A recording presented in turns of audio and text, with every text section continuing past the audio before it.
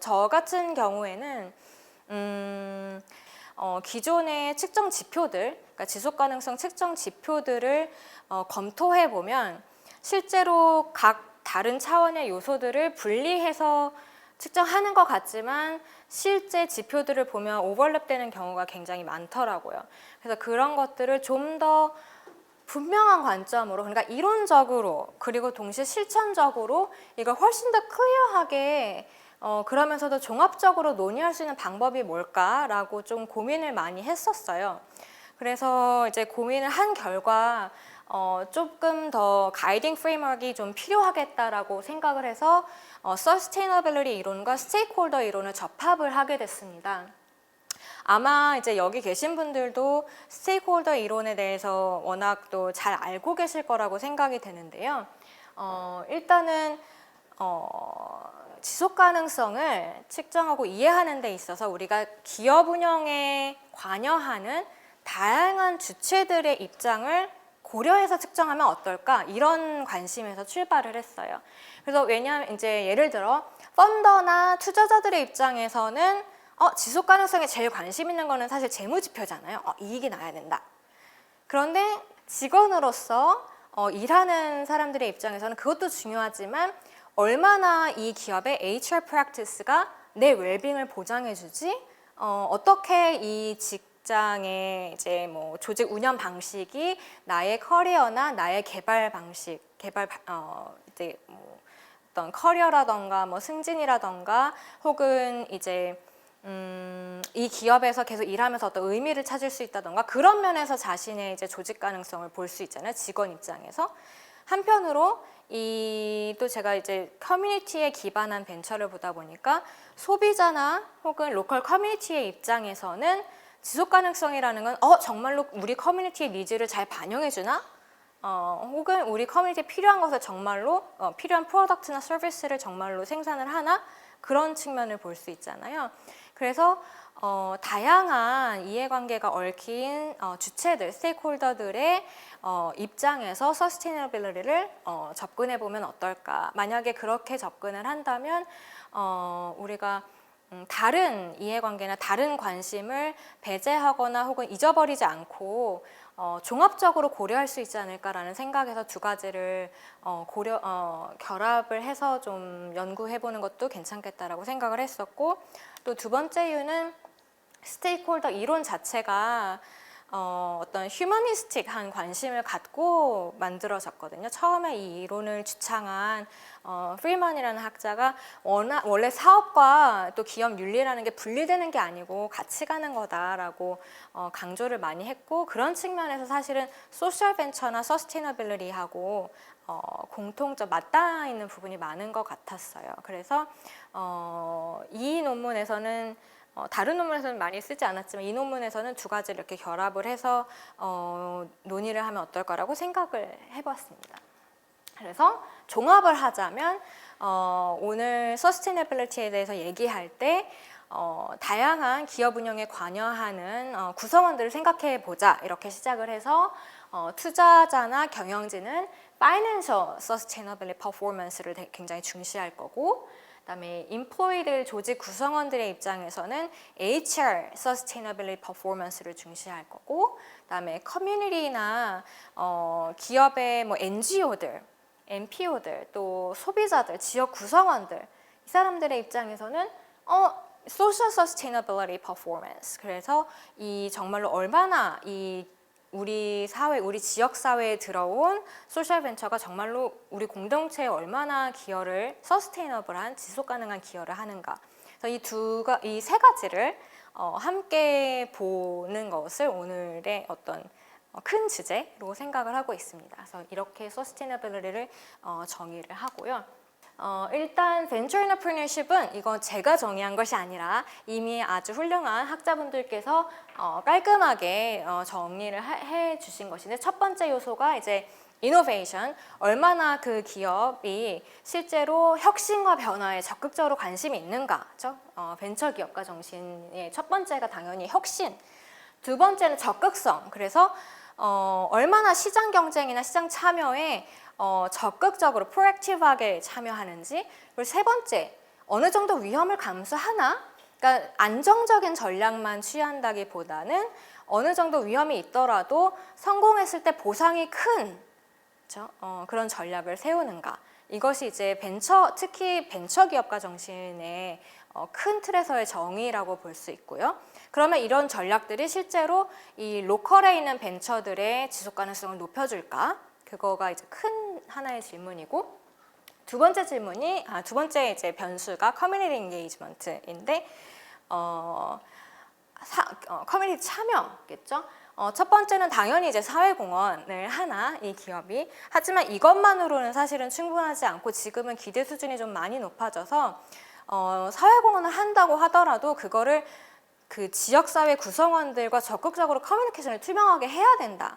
내가 이런 정도의 기부를 했어요. 혹은 우리 사회에서 몇 명 이상의 일자리를 만들었어요라든지 적극적으로 그 커뮤니티와 적극적이고 지속적으로 소통하려는 노력이 필요하고, 세 번째로는 이 커뮤니티에서 기대하는 바에 실제로 응하는지, 컴플라이언스, 그래서 문화적 규범이라든지 사회적 규범이라든지 기대 수준을 실제로 충족시키는지, 이 세 가지를 다 합해서 커뮤니티 인게이지먼트라고 보고 있습니다. 그래서 단순히 뭐 사회공헌 활동만 하는 것을 보는 것은 아니고요. 그래서 오늘 연구에서도 사실은 이 세 가지를 다 봤고요.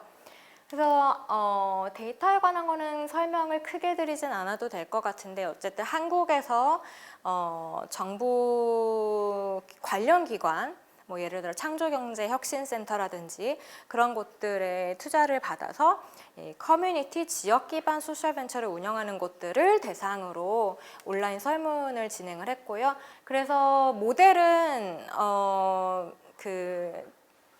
모델핏이 맞는 것으로 나타나서 그 벤처 정신과 기업 참여가 실제로 이 서스테이너빌리티를 높여줄 수 있는 것으로 나타났고요. 긍정적인 상관관계가 있고, 그리고 당연히 지속 가능성 그 퍼포먼스가 올라가게 되면은 지역 구성원들의 만족도도 당연히 증대될 수 있다고 볼 수 있습니다.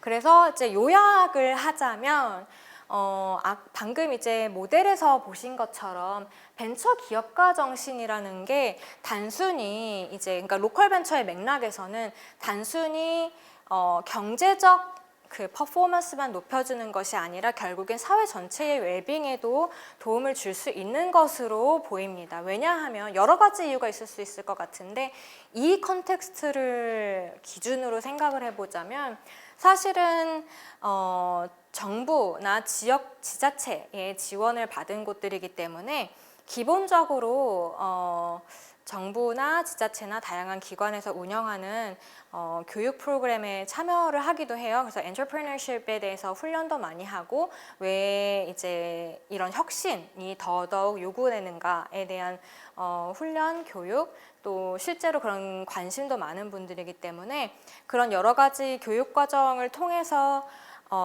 좀 뭐랄까, 기업가 정신 그 자체가 기업 비즈니스 모델로 잘 흡수되거나 잘 변화될 수 있도록 노력을 해온 결과가 아닐까라고 생각이 되고요. 실제로 그런 맥락에서 좀 더 적극적으로 관련 교육 프로그램이나 트레이닝 프로그램을 좀 늘려야 하는 것이 아닌가 하는 생각도 조금 많이 들기는 했고요. 또 다른 측면에서는 사실은 사회 참여, 그러니까 커뮤니티 참여 자체가 이 맥락에서는 그 커뮤니티에 가장 필요한 거, 또 가장 시급하게 해결해야 할 그 지역의 문제라던가 그런 것들을 해결하는 게 결국엔 비즈니스 모델이잖아요. 그래서 그 커뮤니티와 지속적이고 단단한 관계를 갖고 있을수록 사실은 지역 주민, 소비자들의 니즈를 훨씬 더 잘 이해하게 된다고 볼 수 있습니다. 그래서 다른 연구에도 따르면 규모가 큰 기업들과 달리, 대기업들과 달리 중소기업, 특히 커뮤니티 기반 기업의 경우에는 실제로 사회와 연결해서 하는 활동 자체가 큰 규모의 캠페인이나 이런 것들이 아니고 그냥 지역 단골, 그 지역 주민들의 요구라든지 변화라든지 그런 것들을 적극적으로 반영하는 기업들이 훨씬 더 실제로 지속 가능성이 높은 것으로 계속해서 보고가 되고 있고요. 제 생각에는 그런 비슷한 맥락에서 이번 연구도 아마 해석할 수 있지 않을까 그렇게 생각이 되고 있습니다. 그래서 특히 이제 한국에서는 그냥 로컬 벤처라고 줄여서 부르시던데 이 커뮤니티 베이스 소셜 벤처의 경우 지역 사회와 어떤 긴밀하고 실제적인 소통 그거 자체가 결국에는 이 기업의 변화, 그다음에 시장 상황에 빠르게 대응하는 거, 그리고 실제로 필요한 프로덕트나 서비스를 개발하는 거 이런 측면에 다 긍정적인 영향을 미치고 있는 것 같아요. 그래서 그런 맥락에서 두 가지가 실제로 서스테이너빌리티 퍼포먼스에 긍정적인 영향을 미치지 않았나 그렇게 생각을 하고 있습니다. 그래서 그런 맥락에서 제 생각에 아마 이론적인 장점은 간단하게만 말씀드려도 될 것 같은데 이제 큰 그림을 그릴 수 있는 두 가지 이제 이론을 접합함으로써 우리가 지속 가능성을 어느 한 차원에서만 보지 않고 다양한 이해 주체들을 고려해서 생각을 해볼 수 있는 기회가 됐던 것 같고 사실 이 연구에서는 주요 스테이크홀더만 본 거잖아요. 그러니까 투자 경영진, 그다음에 직원들 그리고 이제 커뮤니티 주민들. 근데 사실은 또 세컨더리 스테이크홀더도 있기 때문에 예를 들면 그 지역의 시민사회 단체라던가 소비자 단체라던가 그런 곳들의 니즈도 함께 사실은 고려해서 분석해 보면 더 좀 재밌는 결과가 나오지 않을까 그런 생각이 듭니다. 그리고 이제 실질적으로 이 연구를 바탕으로 봤을 때도 여러 가지 다양한 그 트레이닝 프로그램이 있으면 좋을 것 같고 제 생각에는 정부 지원을 받는 소셜 벤처들도 있지만 사실은 또 임팩트 펀딩 다른 쪽에서 이제 다른 여러 기관들에서 받는 투자를 받는 소셜 벤처들도 많이 있는데 좀 더 여러 가지 그 경로나 채널을 통해서 베스트 프랙티스 쉐어링 같은 것도 될 수 있으면 좋을 것 같고요. 또 최근에 보면은 그런 사례 공유가 훨씬 더 적극적으로 되고 있더라고요, 한국에서. 그래서 와이페이퍼도 굉장히 적극적으로 내고 계시고 그래서 굉장히 좋은 신호라고 생각이 되는데 실제로 이제 코로나 바이러스가 아니었다면 좀 더 모여서 이제 믹서라든가 소셜 네트워킹이라든가 그런 것들을 더 많이 할 수 있으면 실질적인 지식 공유가 좀 더 적극적으로 될 수 있지 않을까 하는 생각을 많이 했었고요. 그다음에 이 모델을 생각을 해보면 이 모델 자체가 경영 전략이라든지 프로세스를 개선하는 부분에 있어서도 여러 가지 고려할 시사점들을 준다고 생각이 듭니다. 그리고 너무나 당연히 로컬 커뮤니티와 좀 더 직접적인 관계를 맺고 좀 더 깊은 관계를 맺는 것이 필요하다고 생각이 되는데 사실 여기는 언급이 되지 않았지만 이 데이터의 다른 부분을 또 분석을 해보면 지역별 차이가 조금 있어요. 그래서 아무래도 서울 같은 곳에서는 이 로컬 기반의 커뮤니티와 인게이지먼트 하는 게 수준이 낮게 나오고 근데 지역 강원도라던가 이런 곳으로 가면 훨씬 더 긴밀하게 지역 주민들과 상호작용으로 나오기는 합니다. 근데 아무래도 그거는 이제 도시 기반에 있는 소셜 벤처와 실제로 그 지역의 사실 지역 기반 소셜 벤처들은 뭐 예를 들면 정말 그냥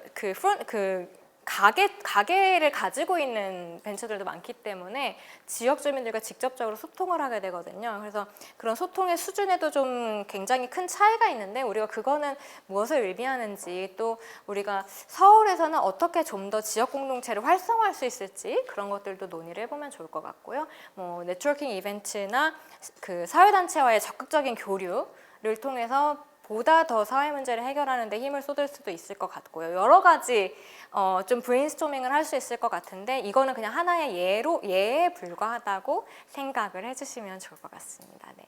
그래서 제 발표는 아마 이 정도로 끝내게 될 것 같고요. 질문이 있으신 분들은 나중에 이제 여러 경로로 질문해 주시면 될 것 같습니다. 네, 짧은 발표지만 들어주셔서 감사합니다. 네.